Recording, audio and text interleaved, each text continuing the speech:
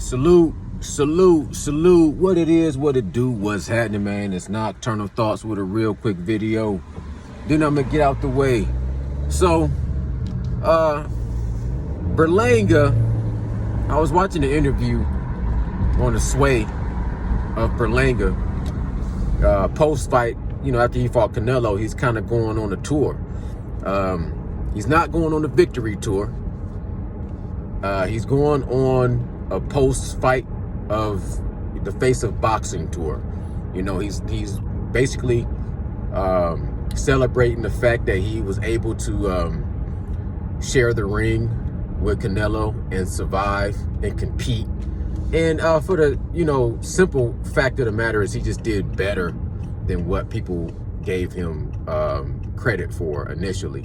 So the fact that he survived, the fact that he competed and went 12 rounds with Saul Canelo Alvarez, the Face of Boxing in 2024, now he's able to go and reap the rewards of being in a big fight.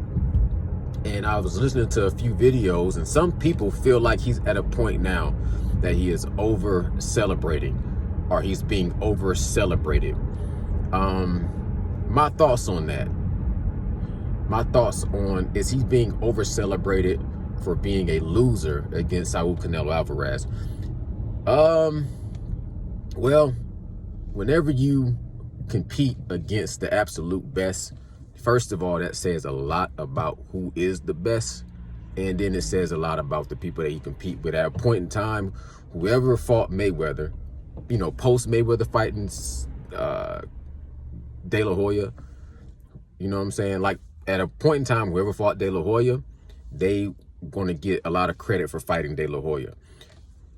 When Mayweather beat De La Hoya, anybody that fought Mayweather was going to get a lot of, celebrity, a lot of fame, a lot of credibility, a lot of, what comes with fighting against the best. You're going to get a lot of recognition, and you're going to get celebrated. You're going to be a local star, a local celebrity, you know what I'm saying, for fighting Mayweather. That's why everybody wanted to fight Mayweather at the time. He was the cash cow. Nowadays, it's like whoever fights Gervonta Tank Davis, win, lose, or draw, you can become somewhat of a star. If you get knocked out, you just got knocked out by Gervonta Tank Davis. But if you can survive 12 rounds and compete with Gervonta Tank Davis, then you can become somewhat of a, boxing celebrity for a moment in time, like Pitbull Cruz. Same thing with, and that's why Terrence Bud Crawford and Errol Spence needed each other, period, point blank, because neither one of them was at the level where they could just make somebody famous by fighting them. But them fighting each other, whoever's going to be victorious was going to be the, a rising star or going into the stratosphere. So anyways, my point is this. No, Edgar Berlanga is not being over celebrated.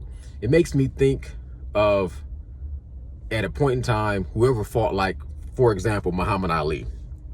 If you fought Muhammad Ali, win, lose, or draw, most likely you're going to lose, but you're going to become somewhat of a famous celebrity because you tethered to Muhammad Ali. So from now until forever, you will be tethered to Muhammad Ali if you lost against him. So as he's being famous, you're going to be famous too on a lower level, but you aim for the star, you aim for the moon, you miss, but you land with the stars. So you're not the moon, you're not the sun.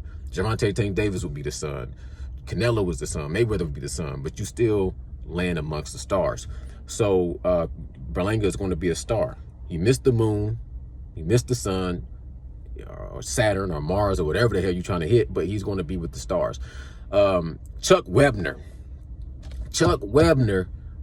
was famous for fighting Muhammad Ali. He knocked down Muhammad Ali. He didn't just survive Muhammad Ali and go 12 rounds with Muhammad Ali. He knocked down Muhammad Ali. So he became a celebrity, a local celebrity. He crashed out, and his life was very tumultuous, and he had a very dangerous life, But for him fighting Muhammad Ali and knocking down Muhammad Ali, Chuck Webner was famous. As a matter of fact, he was so famous, they made a movie about him, Rocky. Rocky was after Chuck Webner. Everybody knows this, right? Everybody knows that Rocky was inspired by Chuck Webner, right? So whoever writes the story controls everything. So Rocky not being Chuck Wepner, Rodney in part one was more true to the story. He survived Apollo, who was Muhammad Ali. Apollo was Muhammad Ali. Rocky was Chuck Wepner. Now, Rocky continued to make Rocky 2 and 3 and 4 and 5 and 6.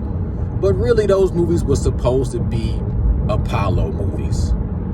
It's supposed to be Apollo 1, 2, 3, 4, 5, 6, and then Creed 1, 2, and 3.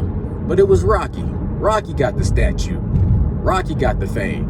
Rocky got to, be in the Boxing Hall of Fame. Not Apollo, you know what I'm saying?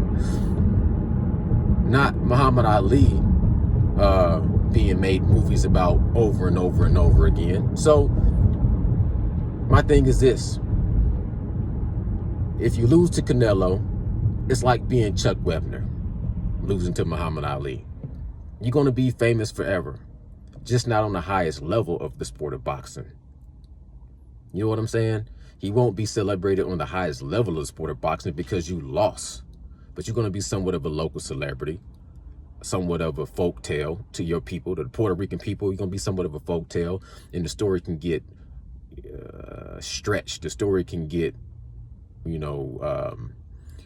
can put 100 on 10. You can tell the story differently every time. And if it turns into a big movie, like a story like Rocky, who was imitating Chuck Wepner, then the story can go however you want it to go, right? But no, he's not being over-celebrated. This is just art imitating life and life imitating art. So props to Berlanga for going there and not just getting knocked all the way out. And at the end of the day, it don't change. Canelo is still in a position to be considered a pound-for-pound great and a face of boxing in the year 2024. Those are my thoughts, and y'all can let me know what y'all think in the comments below. Salute, salute, salute. I'm gone.